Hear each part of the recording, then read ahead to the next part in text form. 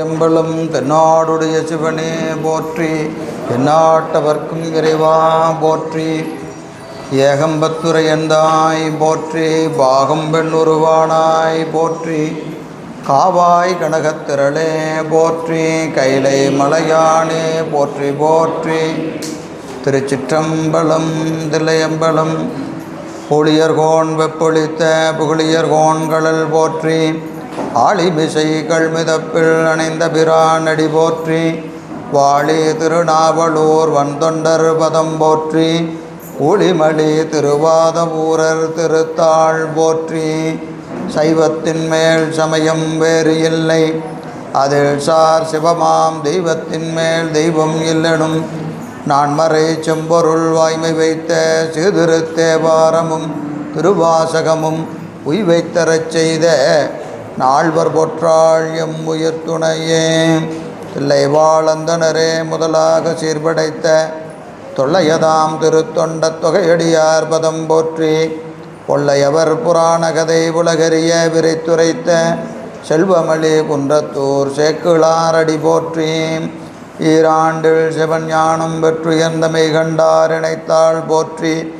நாராண்ட பல்லடியார்க்கு அருள் புரிந்த அருள் நந்தி நற்றாள் போற்றி. நீராண்ட கலந்தை நகர் மறைஞான சம்பந்தர் நிழல்தாள் போற்றி.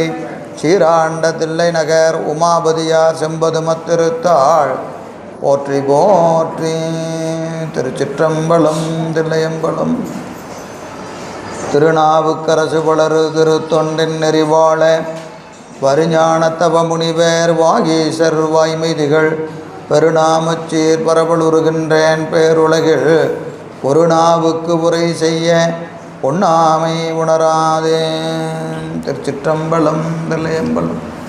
எல்லாமல்ல ஈத்தனை ஆண்ட எந்தை பிரான் அருள் தரும் பன்னார்மொழி அம்மையுடன் அமர் திருநாவுடை பெருமானது திருவிடித்தாமரைகளை மனமொழிமைகளாலே வணங்கி அடியேனை இந்த சென்னரிலே ஆற்றுப்படுத்திய ஞானாசிரிய பெருமக்களுடைய திருவிடித்தாமரைகளை மனமொழிமைகளாலே வணங்கி இந்த சைவ சித்தாந்த ஞான சாத்திரத்தை தொடர்ந்து செவிமெடுத்து கொண்டிருக்கின்ற அத்துணை அடியார் பெருமக்களுடைய திருவிடித்தாமரைகளையும் மனமொழிமைகளாலே வணங்கி மகிழ்கின்றேன். திருவருளும் குருவருளும் கூட்ட நம்முடைய சித்தாந்த சாத்திர சிந்தனையிலே நாம் கடந்த வகுப்பில் எம்பிரான் அருளந்தி சிவம் அருளி செய்த சிவஞான சித்தியாராகிய ஞானப்பணுவலிலே 11 நூற்பாக்களை நிறைவு செய்திருக்கிறோம். எல்லாம் வல்ல பெருமான் திருவருள் கருணையினாலே இன்று நாம் 12 நூற்பாவை சிந்திக்க இருக்கிறோம். இது ஒரு நிறைவு நூற்பா. நமக்கு இப்போ சிவஞான போதத்திலையும் சித்தியார்லேயும் 12 நூற்பாக்கள் நமக்கு உண்டு. அதில் 12வது நூற்பாவாக இது அமையப்பெற்றிருக்கிறது. நாம் ஏற்கனவே பல முறை சிந்தித்திருக்கிறோம். பதிபாச இலக்கணங்கள் முதல் 6 நூற்பாக்களில் பதியினுடைய இலக்கணம், இருப்பு, பாசத்தினுடைய இருப்பு, பதியினுடைய இருப்பு, அப்புறம் இந்த 3ற்கான இலக்கணம். முதல் 3 அதற்கான பிரமாண இயல் என்று சொல்லப்படும். அடுத்த 3 இலக்கண இயல் என்று சொல்லப்படும். அப்படி 6 நூற்பாக்கள் பொது அதிகாரமாக இடம்பெற்றிருக்கிறது. சிறப்பதிகாரம் என்று சொல்லுகிற போது ஆன்மா சதசத்து என்பதற்கு 7, குருநாதனது வருகை 8, சாதனை 9, ஏகனாகி இறைவனி நிற்பல் என்பது 10. 11ஆம் நூற்பா சீவன் முத்தருடைய இலக்கணம், நெட்டை கூடினாருடையது இலக்கணம் 11வது நூற்பா. இப்போ பொதுவாக நாம் பார்த்தோம்னா நெட்டை கூடியதற்கு மேலே என்ன இருக்கிறது? நம்முடைய மொத்த நோக்கமே எதுங்க? பெருமானோடு கூடி நிற்பது தான். அந்த கூடி நின்ற பிறகு செய்ய கடவன ஏதாவது இருக்கிறதா அப்படின்னு கேட்டால் ஒன்றும் இல்லை. அதை நோக்கித்தான் செல்கிறோம். இப்போ நாமெல்லாம் பயணம் எங்கே இருக்கிறோம்? பெருமானை அறிய வேண்டும், அவனை உணர வேண்டும், அனுபவிக்க வேண்டும், சான்றோர்கள் பெற்ற பேரின்பத்தை நாம் நுகர வேண்டும். அப்படி நுகர்ந்தால் அதற்கு என்ன பேருங்க? நெட்டை. நெட்டை கூடுதல், கேட்டல், சிந்தித்தல், தெளிதல், நெட்டை கூடல். அப்போ பெருமானை அறிந்து அறிவினாலே அனுபவிக்கிற நிலை வந்துட்டால் அதுதான் பேரின்பம், வீடு பேறு, நெட்டை என்றெல்லாம் சொல்லப்படும். அப்போ நெட்டை கூடினாரது இலக்கணத்தை 11வது நூற்பாவில் நமக்கு காட்டுறார். அப்போ முத்தினா என்ன, முத்தி பெற்றவர்கள் எவ்வாறு இருப்பர், எது முத்தி? ஏனைய சமயங்கள் காட்டுவதெல்லாம் முத்தி இல்லை. சைவ சித்தாந்த முத்தியே முத்தி என்று எல்லாம் எதில் சொல்லிட்டாரு? 11 சொல்லிட்டார். அதற்கு மேலே சொல்ல வேண்டியது என்ன இருக்கிறது என்று பார்த்தா ஒன்றும் இல்லை. ஆனால் நமக்கு மெய்கண்ட தேவ நாயனார் 12வது நூற்பா ஏன் வைக்கிறார் அப்படின்னு கேட்டிங்கன்னா, நெட்டை கூடினார்கள் செய்ய வேண்டியது என்ன? நெட்டை கூடிய பிறகும் செய்வதற்கு சில கடப்பாடுகள் இந்த மண்ணுலகத்தில் உண்டு. காரணம், பெற்ற பேரின்பத்தை தக்க வைத்து கொள்ள வேண்டும். இப்போ நம்ம சொல்கிற மாதிரி உலகத்தில் பொருளை சம்பாதிக்கிறது பெருசு கிடையாது, சொல்கிறோமா இல்லைங்களா? காசு சம்பாதிக்கிறது பெருசு இல்லையா? காப்பாற்றின காசை என்ன, சம்பாதிச்ச காசை காப்பாற்ற தெரியணையா? இல்லைன்னா எல்லாம் அப்பா அம்மா பெரியவங்களாம் சம்பாதிச்சு குடித்தாங்க, இவன் எப்படி காப்பாற்றுறதுன்னு தெரியாமல் பூராத்தையும் அழிச்சிட்டாயா அப்படின்னு சொல்கிறோமா இல்லைங்களா? அதுபோல் பெற்ற பேரின்பத்தை தக்க வைத்து கொள்வதற்காக இந்த மண்ணுலகத்தில் உடம்போடு கூடி நிற்கிற போது அவர்கள் வீடு பேற்றை அனுபவித்து கொண்டு இருப்பாங்க. அவர்களுக்கு என்ன பேருங்க? சீவன் முத்தர்கள். அவர்கள்லாம் யார்? சீவன் முத்தர்கள். சீவன் முத்தர்னா உடம்போடு கூடி நிற்பாங்க, நம்ம மாதிரியே இருப்பாங்க, நம்ம மாதிரி தான் இருப்பாங்க. பார்த்தா வேறுபாடே நமக்கு தெரியாது. இன்னும் சொல்லப்போனால் நம்ம விட எளிமையாக இருப்பாங்க. நம்மெல்லாம் கூட கொஞ்சம் அந்த அடியார், நான் அப்படி இருப்பேன் இப்படி இருப்பேன் அப்படிங்கிற ஒரு உணர்வு நம்ம பேச்சிலையும் கருத்துலையும் இருக்கும். அது இயல்பாக நமக்கு மலக்கலப்பு அறிவில் இருக்கிறதுனால நமக்கு அதெல்லாம் இருக்கும். ஆனால் நெட்டை கூடிய பெருமக்கள் தன்னை ஒரு பொருளாகவே காட்டிக்க மாட்டாங்க, இருக்கிற இடம் தெரியாது, அப்படி இருப்பாங்க. அப்படி மெட்டை கூடி பெருமானோடு பேரின்பத்தை நுகர்ந்திருக்கிற அந்த சீவன் முத்தர்கள் இந்த உடம்பு பிராரத்த கண்மம் இருக்கிற வரைக்கும் இருக்கும். ஒரு குறிப்பிட்ட காலம் வரைக்கும் பெருமான் எவ்வளவு காலம் விதித்திருக்கிறாரோ அவ்வளவு காலம் இந்த உடம்போட கூடி தான் இங்கே இருக்கணும்.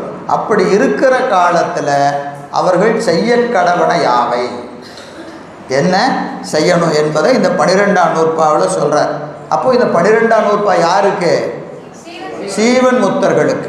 அப்போது நமக்கு இல்லையா அப்படின்னு கேட்டால் நமக்கும் தான். ஏன்னு கேட்டிங்கன்னா, சீவன் முத்தர்களே செய்ய வேண்டியது எது என்று நமக்கு காட்டுறார். அப்போ அது நமக்கு உண்டான்னு கேட்டால் நமக்கு கட்டாயம் அது வேண்டியது தான். அது நம்ம அவர்கள் நிலையிலிருந்து பார்க்காம நம்ம நிலையிலிருந்து பார்த்துக்கலாம்.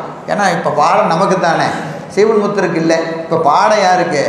நமக்கு தான். அதனால் இதை நம்ம நிலையிலிருந்து பார்க்கலாம். உண்மையான சொன்னது யாருக்கு?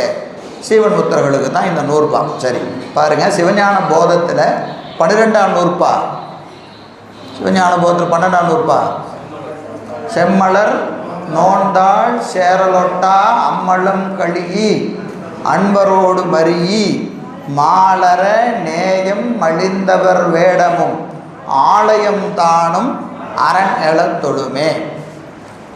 அப்போது செம்மலர் நோந்தாள் சேரலொட்டா அம்மளம் கழியி, இறைவனது திருவடி கமலங்களை சேர ஒட்டாது தடை செய்கின்ற ஆணவம் கண்மம் மாயையாகிய மலங்களை களைக, மலங்களை களைக. செம்மலர் நோந்தாள் சேரல் ஒட்டா, சேரல் ஒட்டா என்பதற்கு சேர ஒட்டாது தடை செய்கின்ற. செம்மலர் செம்மையுடைய திருவடி, செம்மையுடைய திருவடி. செம்மலர் நோந்தாள் சேரல் ஒட்டா, சேரல் ஒட்டா என்பதுக்கு என்ன செய்யணும்? சேரல் ஒட்டாது தடை செய்கின்ற அம்மலம். எம்மலம்? ஆணவம் கண்மம் மாயை. அம்மலம் என்ன செய்யணும்? கழியி, கழியி அப்படின்னு என்னது? விடுக, அம்மலங்களை விடுக. சேரலோட்டா அம்மலம் கழியி, இது ஒரு ஆணை.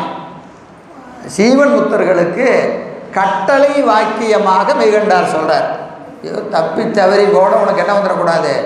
ஆணவ கண்ம மாயை சம்பந்தம் உனக்கு வரக்கூடாது, வரக்கூடாது. இப்போ ஒரு கேள்வி கேட்டு பார்ப்போம். சீவன் முத்தர்களுக்கு வருமா? நமக்கு வரும், சீவன் முத்தர்களுக்கு வருமா? வராது. ஏன்னா அது அதை விட்டதுனால தான் அவர்கள் யார்? சீவன் முத்தர்கள். ஆனால் இந்த உடம்பு இருக்கிற வரைக்கும் ஒரு இடைஞ்சல் இருக்குது. இந்த உடம்பு இருக்கிற வரைக்கும் ஒரு இடைஞ்சல் இருக்குது. என்னன்னு கேட்டிங்கன்னா, பிராரப்த கண்மம் ஒரு வழி வந்து தாக்கும். ஒருவேளை வரலாம். பிராரப்த கண்மம் வந்துட்டா மாயை சார்பு வந்துடும். கண்மம் வந்தால் மாயை சார்பு வந்துடும். மாயை சார்பு வந்துட்டா ஆணவ சார்பு வந்துடும். அது என்னன்னு கேட்டீங்கன்னா, இவர்களுக்கெல்லாம் இருப்பது மலச்சார்பு என்பது வாசனா மலம். சீவன் புத்தர்களுக்கு இருப்பது என்னதுங்க? வாசனா மலம். நமக்கு இருப்பது என்னது? மலம்தான். நமக்கு மல வாசனையெல்லாம் கிடையாது. நமக்கு என்ன இருக்கிறது? மலமே. நமக்கு இருப்பது மலம், அவர்கள் இருப்பது மல வாசனை. ரெண்டுக்கு என்ன வேறுபாடு? பெருங்காய டப்பால வாசனை இருக்கிறதும் பெருங்காயம் இருக்கிறதும். நமக்கெல்லாம் பெருங்காய டப்பா உள்ள என்ன இருக்கு? பெருங்காயம் இருக்குது.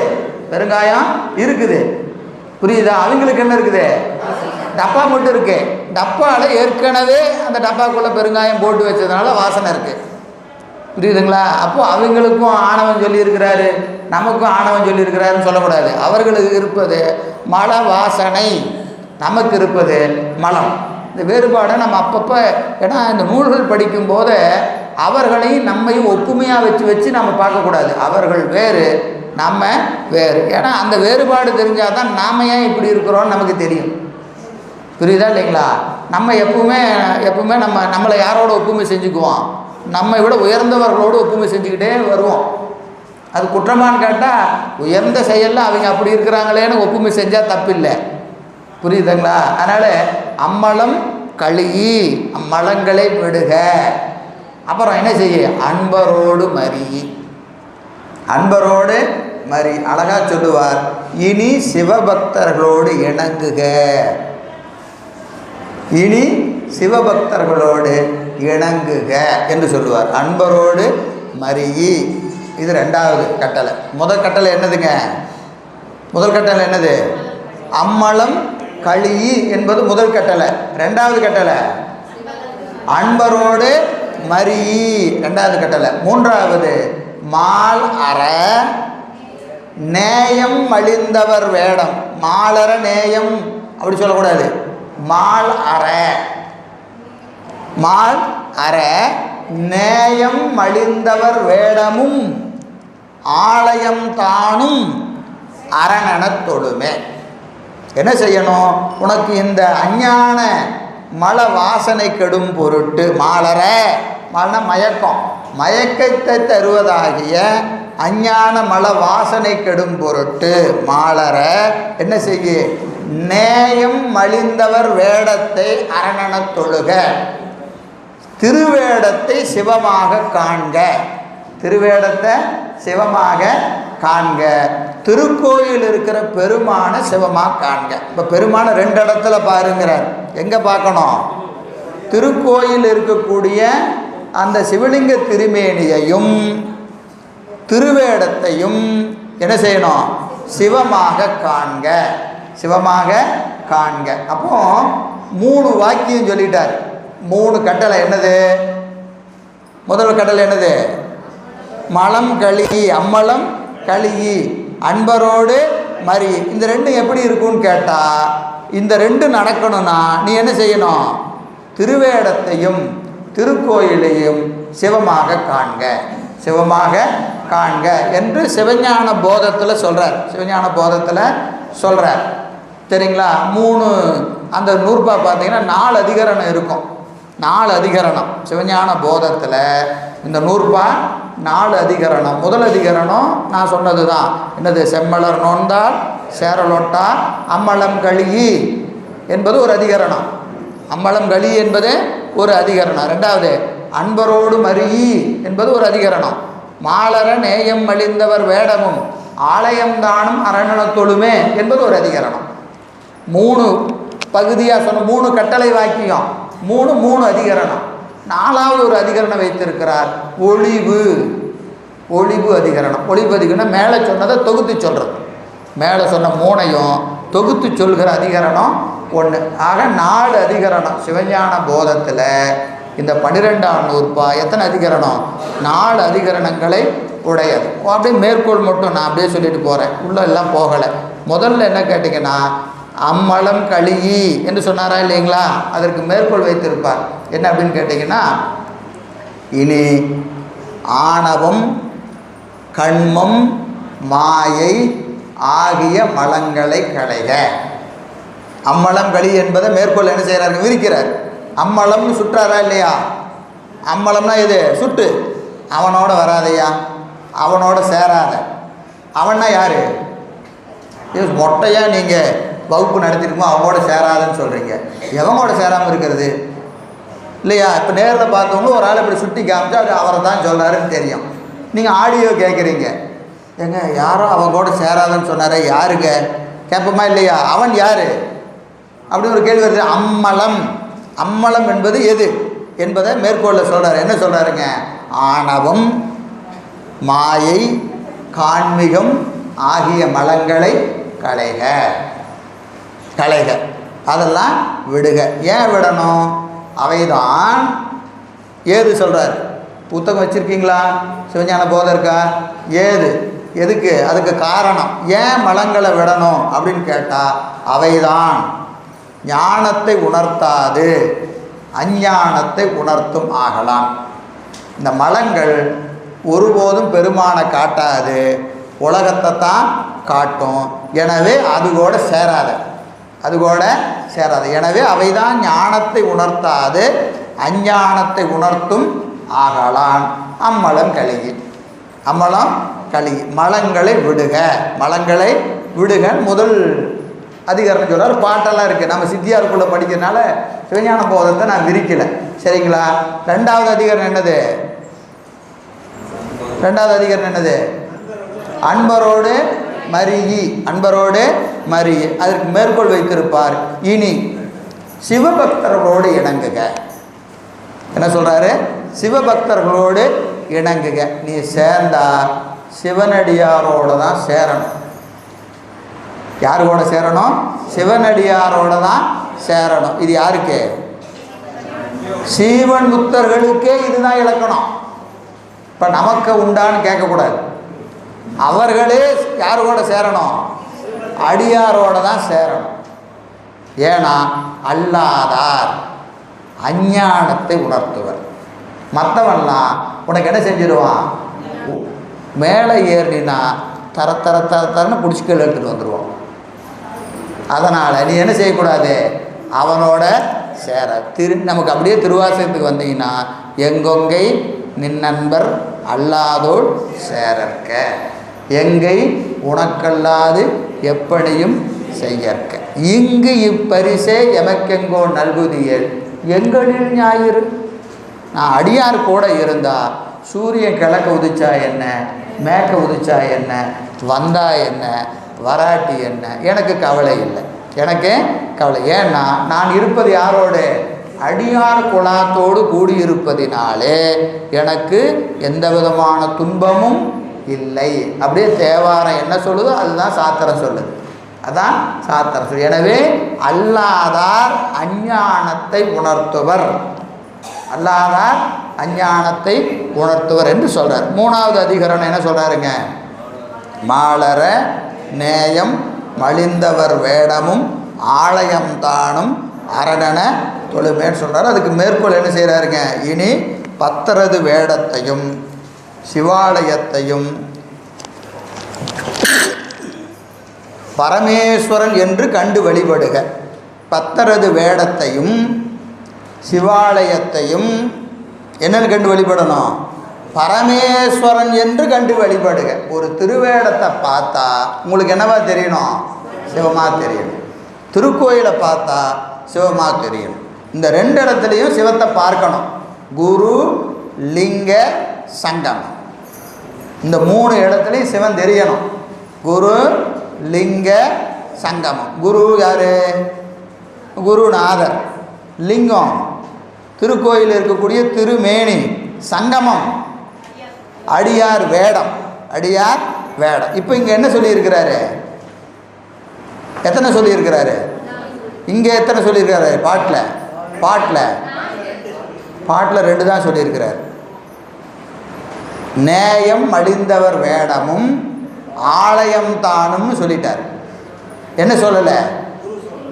குரு சொல்லலை. குரு சொல்லலை. ஏன் சொல்லலை? சொல்கிறவரே அவர் தான். சொல்கிறவரே அவர் தான். அதனால் சொல்லலை. புரியுதுங்களா? இப்போ மெய்கண்டார் தானே சொல்வதனால இங்கே குருநாதனை சொல்லலை. அப்படியே உண்மை விளக்கத்துக்கு போனீங்கன்னா தெரியும். உண்மை விளக்கத்துக்கு போனீங்கன்னா எடுங்க. உண்மை விளக்கம் புத்தகம் வச்சிருக்கிறீங்களா? இருக்கா? இதெல்லாம் நாங்கள் எதுக்குங்க வச்சுருக்குறோம்? இருக்காமா? 51வது பாட்டு என்னம்மா சொல்லுது? ஒற்ற ஆசான் லிங்கம் உயர் வேடம். 51 52 ஒற்ற ஆசான் லிங்கம் உயர் வேடம் பற்றாக 53 கற்றா மனம் போல கசிந்து உருகி ஒற்ற ஆசான் லிங்கம் உயர் வேடம் பற்றாக முத்தி தலைவர் முழுமலத்தை மோசிக்கும் பத்திதனில் நின்றுடுவர் பார். கடைசி பாட்டு என்னதுங்க? கற்றா மனம் போல கசிந்து உருகி. ஒரு கன்றை கண்ட பசு போல யாரை பார்க்கணுமா? உற்ற ஆசான் லிங்கம் உயர் வேடம். குரு லிங்க இந்த 3 பார்க்கிற போது ஒரு தாய் பசு தன் கன்றை கண்டு எப்படி உருகி நிற்குமோ அதுபோல உருகி நிற்பர். யாரு? நம்ம இல்லை. உற்ற ஆசான் லிங்கம் உயர் வேடம் பற்றாக யார் நிற்பாங்க? முத்திதனில் மோசிப்பர். முத்தி பெற வேண்டும் என்கின்ற ஆசையுடையோர், முத்தி பெறுகின்ற ஆசையுடையோர் இந்த 3 பார்க்கிற போது கண்ணீர் விட்டு நிற்பர். இந்த 3ஐயும் பார்க்கிற போது நமக்கு எப்போ கண்ணீர் வருகிறதோ அப்பொழுது முத்திக்கு பெறுகிற தகுதி நமக்கு வருகிறதுன்னு அர்த்தம். 3ஐயும் பார்க்கிற போதும் ஒரு ரியாக்ஷன் வரலன்னா நமக்கு முத்தி நெடுந்தொலைவில் இருக்கிறதுன்னு அர்த்தம். இப்போ பக்கத்தில் இல்லை என்பது கருத்து. சரிங்களா? அதான் இங்கே சொல்கிறார். எனவே அந்த 3 இடத்துலையும் பெருமானை பார்க்கணும். எங்கே? குருநாதனை பார்க்கிற போது, லிங்க திருமேனியை பார்க்கிற போது, அடியார் திருமேனியை பார்க்கிற போது, திருவேடத்தை பார்க்கிற போது நமக்கு இந்த உணர்வு வர வேண்டும். எல்லா சாத்திரத்திலையும் முடிந்த கருத்து இதுதான். 3 இடத்துல சிவத்தை தரிசிக்கணும். தரிசிப்பவர் சைவன் முத்தர்கள், தரிசிக்க முயல்வர்கள் சாதனையாளர், தரிசிக்க வேணுங்கிற எண்ணமே இருக்கிறாதவங்க சகலர்கள். ஏனையோருக்கு முயற்சி இருக்காது. முயற்சி செய்கிறவங்க யார்? சாதனை செய்பவங்களுக்கு 3லையும் அப்பப்போ அந்த உணர்வு வரும். சில பேர்த்துக்கு 1ல் வரும், 1ல் வராது. 3லையும் வரணும். 3லையும் ஒன்று போல் வரணும். நமக்கு எங்கே வரும்னு கேட்டிங்கன்னா லிங்க திருமேனியை பார்க்கிற போது ஓரளவுக்கு நமக்கு அந்த உணர்வு வரும். லிங்க திருமேனியை பார்க்கிற போது ஓரளவுக்கு, அப்பவும் எல்லா நேரத்துலையும் வந்துடாது. ஒவ்வொரு வேளை நிற்கிற போது ஒரு கசிவு நமக்கு வரும். லிங்க திருமேனியில் வரும். இது துவக்கம். இது வளர்ந்து எங்கே போனால் குருநாதன்கிட்ட போகணும். இந்த உணர்வு அடுத்து எங்கே வரும்? குருநாதன்கிட்ட வரும். குருநாதன்ட்டையும் முழுமை பெற்ற பிறகு தான் திருவேடம், எங்கே பார்த்தாலும் திருவேடத்தை பார்த்தா அந்த உணர்வு வரும். அப்போது இறுதியாக எங்கே வரும்னு கேட்டிங்கன்னா வேடத்தை நேசிக்கிற பண்பு, வேடத்தை கண்டால் உருகுகிற தன்மை எப்போ வரும்? இறுதியாக தான் வரும். இந்த 3லையும் இறுதியாக தான் என்ன வரும்? அடியார் வேடத்தை கண்டு உருகி நிற்கின்ற பண்பு நமக்கு கடைசியாக தான் வரும். அது வந்துட்டால் ஓரளவுக்கு நாம் இந்த பரீட்சையில் தேர்ந்து விட்டோம் என்று ஒரு கருத்தாக வைத்துக்கொள்ளலாம். இது சிவஞான போதம். அப்படியே சித்தியாருக்கு வந்துடலாம். இது போலவே அந்த அதே கருத்து தான் இதுலேயும் 7 பாடலில் சொல்லி இருக்கிறார். சிறிய நூற்பா தான் பார்த்துக்குங்க. செங்கமல தாளினைகள் சேரலொட்டார் திரிமலங்கள் அறுத்து ஈசர் நேசரோடும் செறிந்திட்டு அங்கு அவதம் திருவேடம் ஆலயங்கள் எல்லாம் அரணெனவே தொழுது இறைஞ்சி ஆடிப்பாடி எங்கும் நாம் யாவர்க்கும் எளியோமல்லோம் இருநிலத்தில் எமக்கு எதிரா ஒருவரும் இல்லை என்று இருமாப்பு எய்தி என்றும் யாவர்க்கும் மேலானோம் என்று இருமாப்பு எய்தி திங்கள் சேர் சடைமுடியார் அடியார் என்று திரிந்திடுவர் சிவஞான செய்தி உடையோரே. செங்கமல தாளிணைகள் சேரலொட்டா திரிமலங்கள் அறுத்து செங்கமல தாளிணைகள் செந்தாமரை போன்ற திருவடி தாமரைகளை சேர ஒட்டாது தடை செய்கின்ற திரிமலங்கள் மூன்று மலங்கள் அந்த மூன்று மலங்களை என்ன செய்கிறாங்க? அதை அறுக்கும் பொருட்டு, அறிந்து என்பதற்கு அறுக்கும் பொருட்டு, அவற்றை நீக்கும் பொருட்டு என்ன செய்யணும்? செல்லுலையோ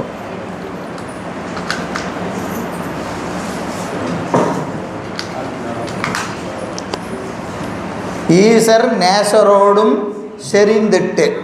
ஈசர் நேசர், ஈசரது நேசர் ரெண்டு வகை செய்யலாம். ஈசரை நேசிப்பவர், ஈசரால் நேசிக்கப்படுபவர்.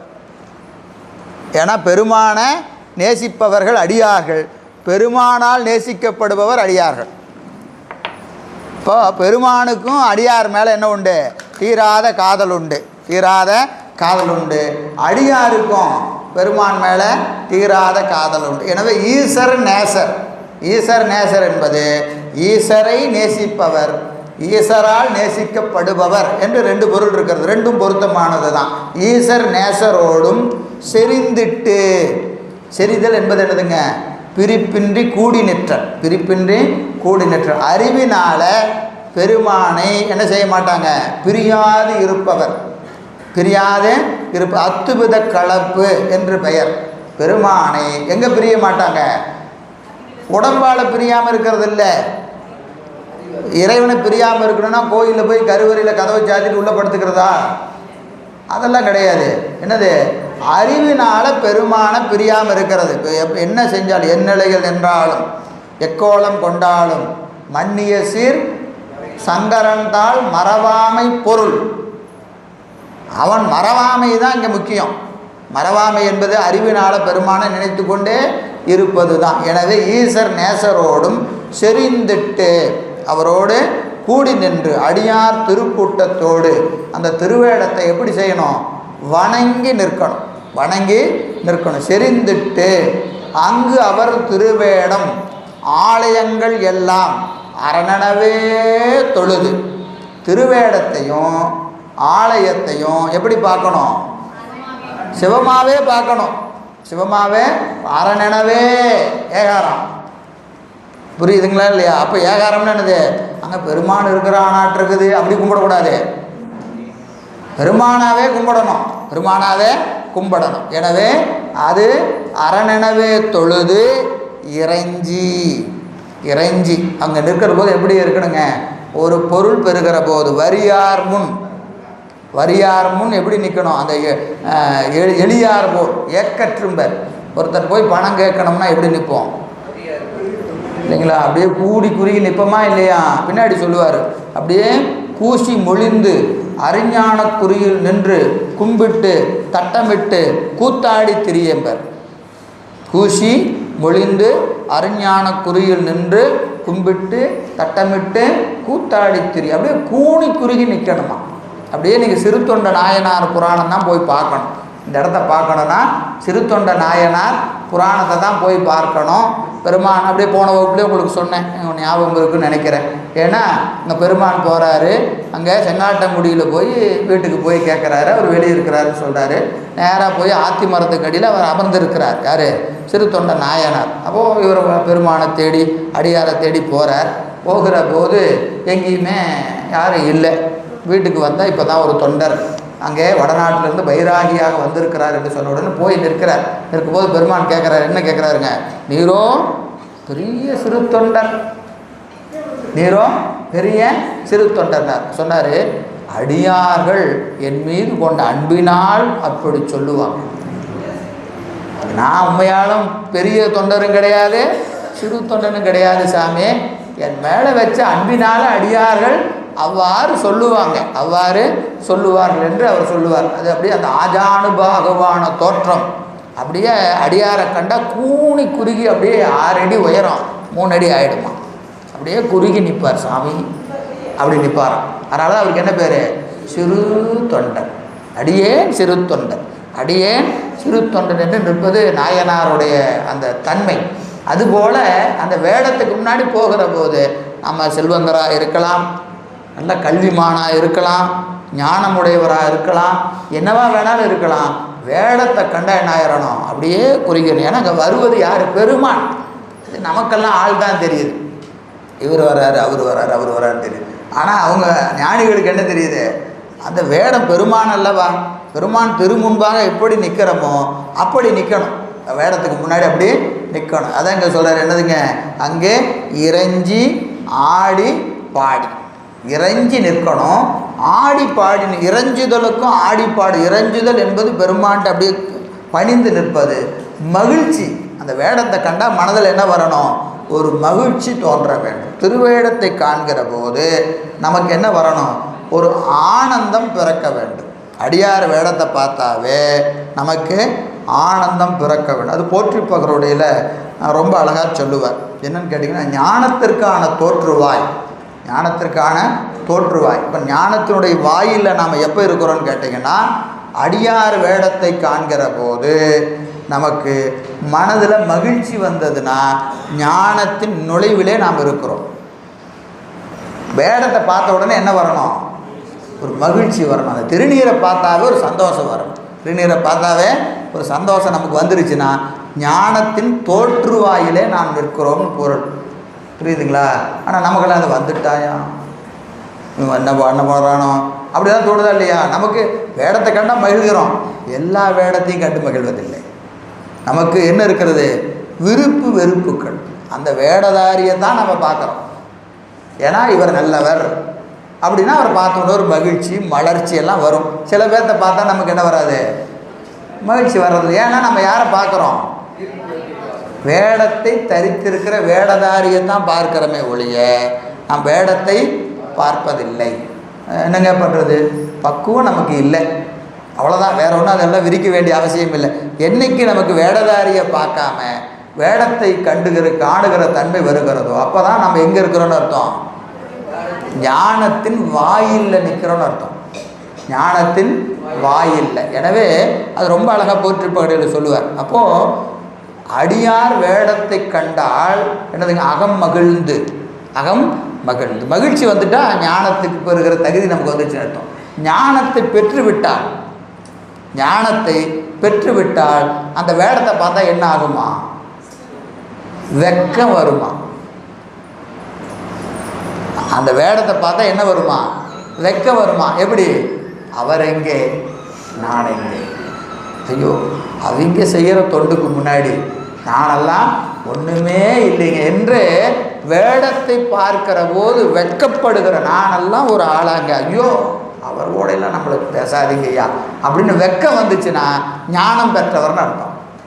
நான் சொல்லலை, போற்றி பகருடையில் உமாபதி சிவன் சொல்லுகிறார், உமாபதியும் சிவன் சொல்லுகிறார். இதுதான் நமக்கு இந்த வேடத்தை காணுகிற போது ஏற்பட வேண்டிய மெய்ப்பாடு. அதான் இங்கே சொல்கிறார். என்ன வேண்டதுங்க? எங்கும் நாம் யாவர்க்கும் எளியோமல்லோ. அப்போது வேடம் இல்லாதவர்களை பார்க்கிற போது நமக்கு என்ன வரணும்? ஒரு இருமாப்பு வரணும். ஒரு இருமாப்பு. ஏன் உனக்கெல்லாம் அந்த வாய்ப்பு கொடுக்கல, எனக்கு என் பெருமான் என்னை எங்கே வச்சிருக்கிறாரு? திருவடியில் வச்சிருக்கிறாரியா. என்ன? திருவடியில் வேறு. அப்படியே நீங்கள் போய் பாருங்கள், திரு அங்கமாலை. தலையே நீ வணங்காய், கண்கால் காண்மின்களோ, செவிகால் கேண்மின்களோ, மூக்கே நீ முரளாய், நெஞ்சே நீ நினையாய், வாயே வாழ்த்து கண்டாய், கைகால் கூப்பித்துளிர், கால்களால் பயன் என் எல்லாம் சொல்லிட்டு கடைசியாக சொல்லுவார். என்னது? தேடி கண்டு கொண்டேன். தேடோனா தேவனை என்னுள்ளே தேடி கண்டு கொண்டேன். சொல்கிறாரு. நீங்கள் அதுக்கு முன்னாடி வேறு என்ன சொல்கிறாருங்க? இருமாந்து இருப்பன்களும். இருமாந்து இருப்பு. எனக்கு ஆணவத்தை தொலைக்கணும்னு சொல்லிட்டு இருமாப்பு வரலாமையா? வரலாம். என்ன இருமாப்பு? பெருமான் திருவடியில் என்ன வச்சிருக்கிறான், நான் போய் பெருமான் திருவடியில் இருக்கிறேன்னு சொன்னால் இருமாப்பு. என்னை என்ன செய்திருக்கிறான்? அவன் வைத்திருக்கிறான். அவன் திருவடியில் அவன் வச்சிருக்கிறதுனால தான் நான் திருநீர் பூசிக்கொண்டு இருக்கிறேன், அவனை பூசித்து கொண்டு இருக்கிறேன். இதுக்கு மேலே எனக்கு என்ன வேணும்? இருமாந்து இருப்பன்களோ ஈசன் பல்கன தென்னப்பட்டு சிறுமான் ஏந்தி தன் சேவடிக்கீழ். இந்த இருமாப்பு எங்கே வரணும்? சேவடிக்குள் நான் இருக்கிறேன் என்று இருமாப்பு எனக்கு வேணும். ஏன்னா இது யாருக்கும் கிடைக்காத ஒரு வாய்ப்பு.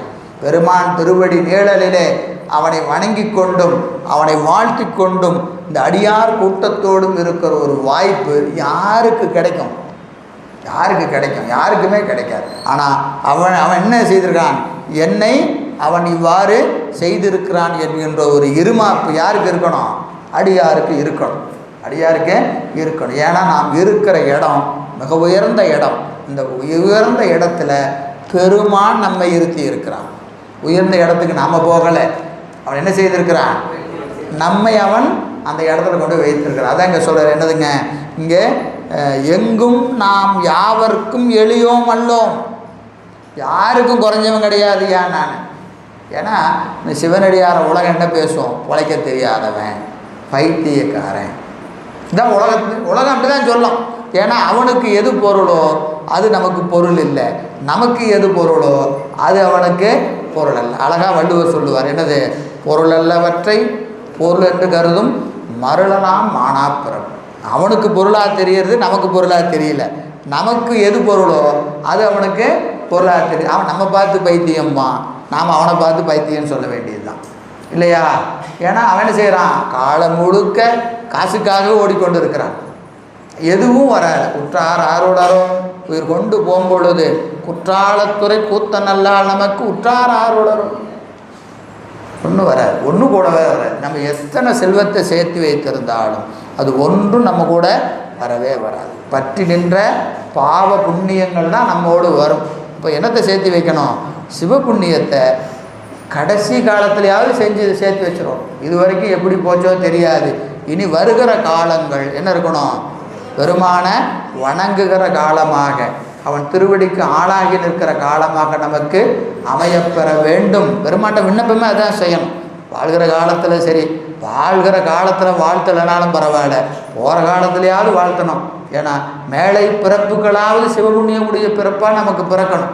அடுத்த பிறவி எப்படி வருமோ தெரியாது. வாய்த்தது நம் தமக்கு ஏதோ ஒரு பிறவி மதித்திடுமே, இந்த பிறவியை மதித்திடும் என்று நமக்கு சொல்கிறாங்க. எனவே என்றும் எங்கும் நாம் யாவர்க்கும் எளியோம் அல்லோம்.